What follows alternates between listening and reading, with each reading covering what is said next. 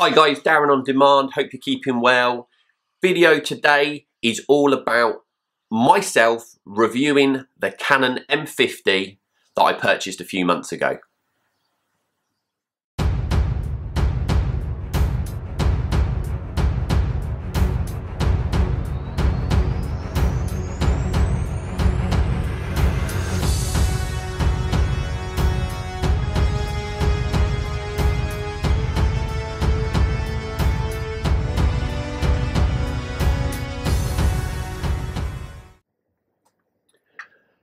So, what are my thoughts on the Canon M50? I'm currently recording on it right this minute, so I don't have it in my hands, but I just want to give you a slight overview, and this video is going to be in stages because obviously I will then jump to record from my phone so that I can actually have the camera in my hand at the time. But what I actually purchased with the camera, I actually bought an external mic. And it wasn't a Rode mic, it wasn't the most expensive mic that there was out there. I just decided to buy a cheap one just to make sure that I could get quality sound like you're hearing now. Now, I don't know if you can hear in the background, but on the roof next to us, there are people outside actually doing something to the air conditioning units and also the flooring. So there's lots of banging and lots of cutting. So if you can hear that, I am really sorry about that, but that's the downside of living in an apartment block whilst people are working. Anyway, so you can obviously hear the sound that I'm getting from the mic. My biggest thing, or two biggest selling points for the Canon M50 for myself was, one, the viewfinder. Absolutely a must for any vlogger is having a viewfinder. Not a viewfinder, an LCD flip out screen. The reason for this is the fact is that I'm looking at the lens now, so I'm not actually looking at the flip out screen, but if I need to turn and look to make sure everything is set up correctly, I can do just by turning my head slightly and looking at the screen rather than actually looking at the lens like I am now. The other selling point was, of course, the external mic. So obviously it doesn't come with an external mic, you buy that separately, but you know, it was just one of the things that I actually looked for in a vlogging camera. I'd done so much research in looking for the right vlogging camera, and every time I typed myself into YouTube, what's the best vlogging camera for YouTube and my blogs, it kept coming up with two cameras, and the one obviously that I fell in love with was the Canon M50. I've always used Canon. I always have. I've been doing photography for a number of years. I had a photography studio back in the UK, and I used the Canon 550D, and before that the lower versions to that anyway. But they're big and cumbersome, and I wanted something small and quite compact that I was able to take around with me vlogging, that didn't hurt my arms when I was carrying it around. If I had it actually attached to the strap, then it wasn't really heavy around my neck, because obviously I do a lot of travel videos, so actually going out and about with a big camera is quite daunting sometimes. So anyway, they were the two biggest selling points for myself. Also, the price.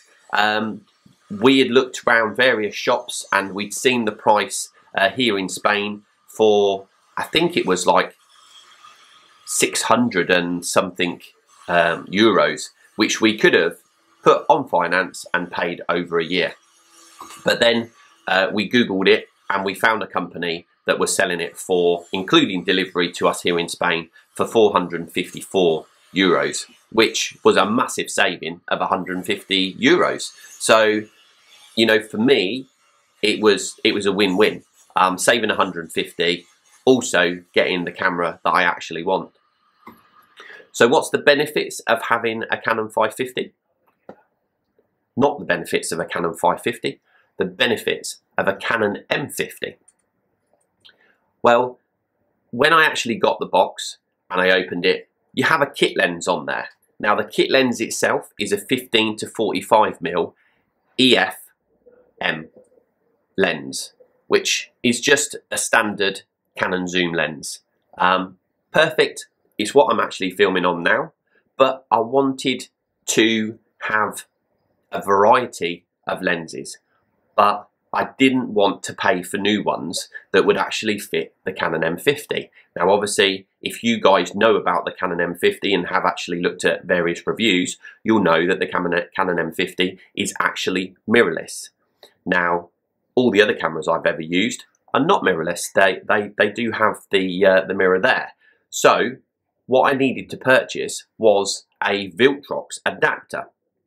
Now I didn't buy the expensive one. I just bought the I'll bring it out anyway, and I'll put a picture up maybe here or something like that of the actual thing itself.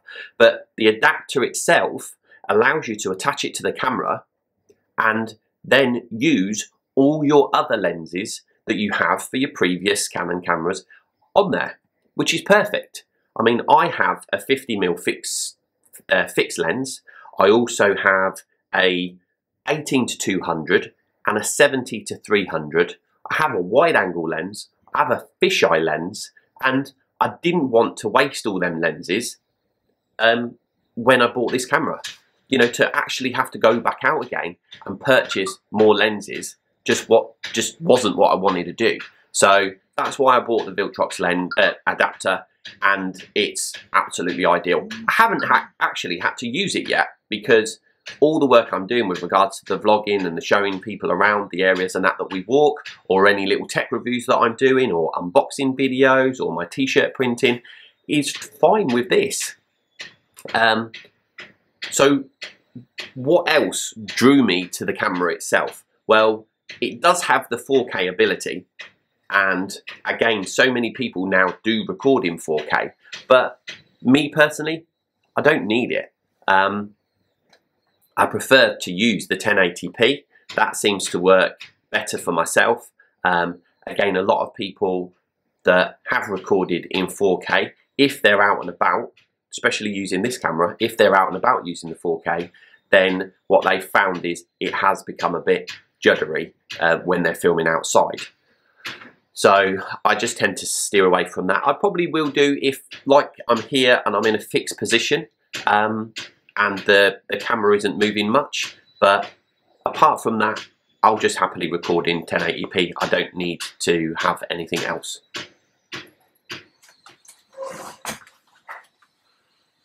So another great feature to the camera is the touchscreen.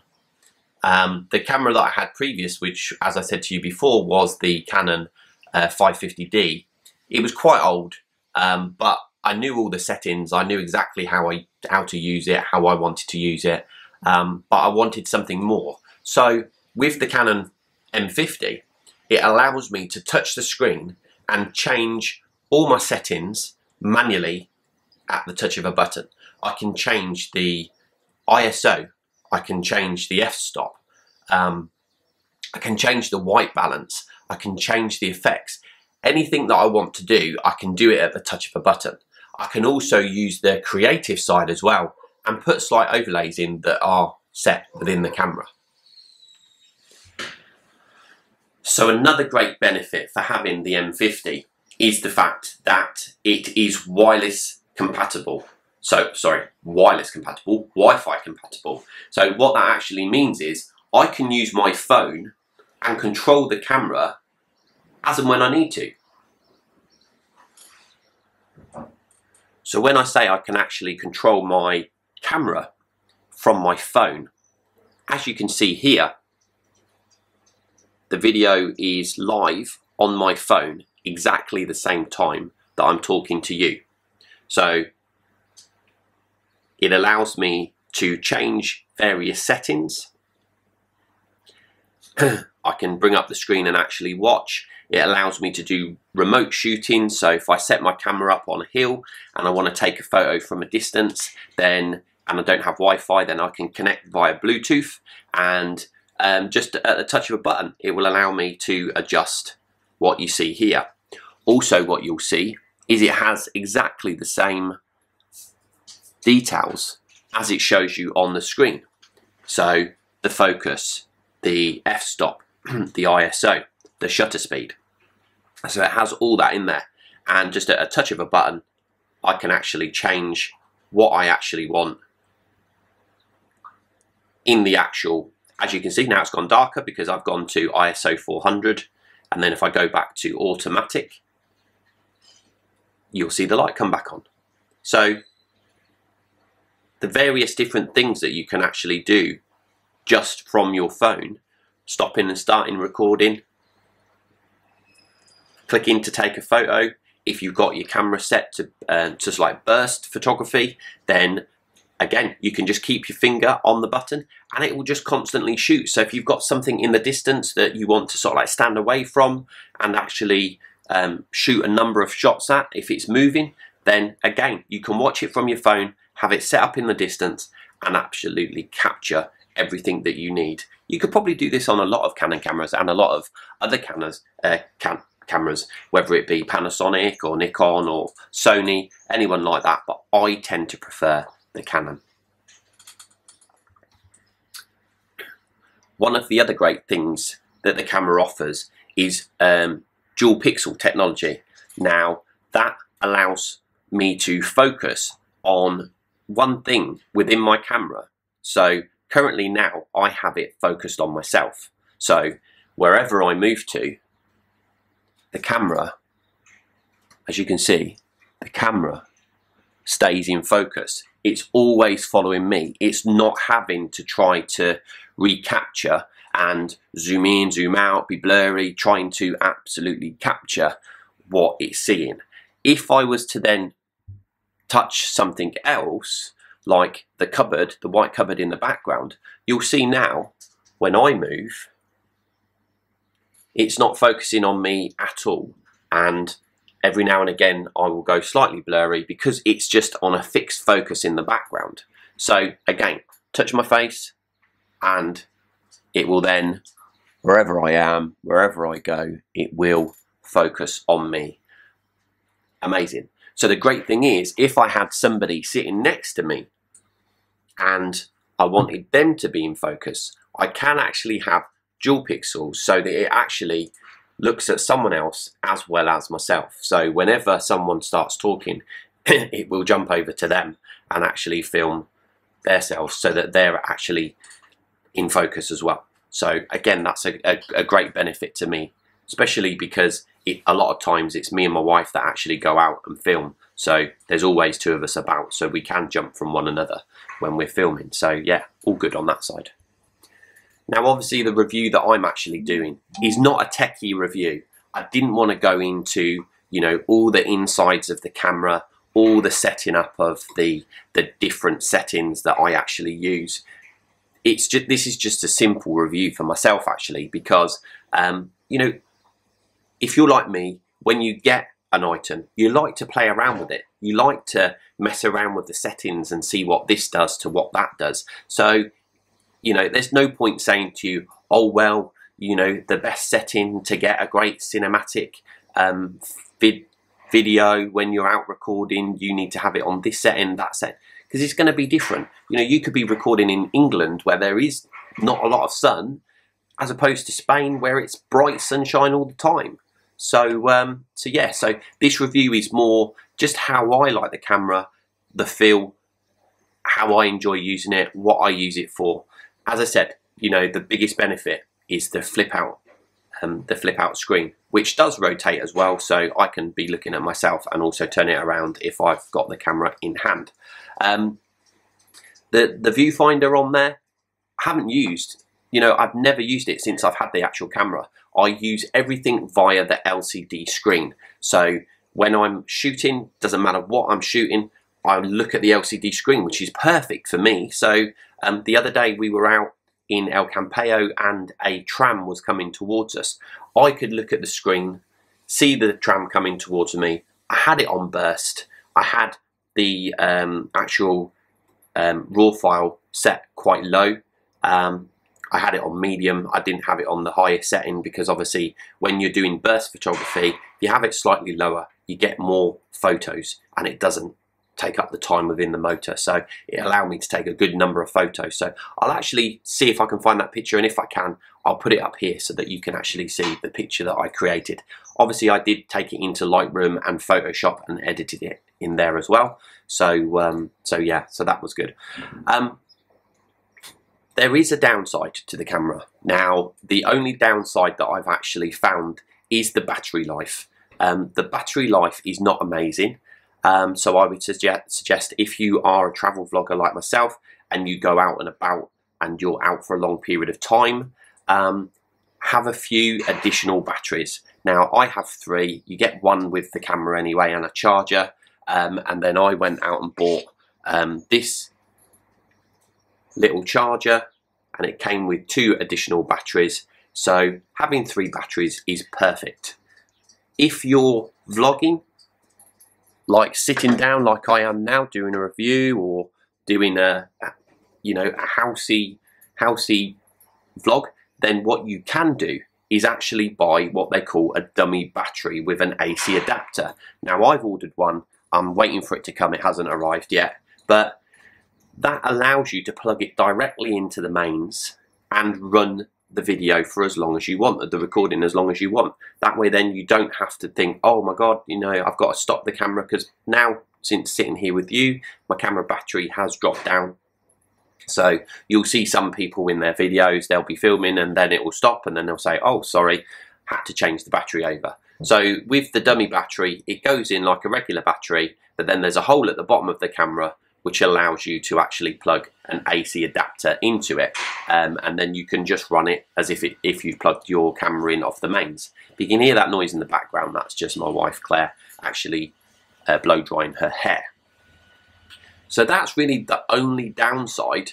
I suggest getting a couple of good high quality SD cards. Now, I have 2 64 gig cards. I don't want to have a huge card. There are the 128 and 256 gig cards, but the problem with them, if you have them and you store so much information onto the card and then you lose the card, or the card becomes corrupt, then you've lost so much footage.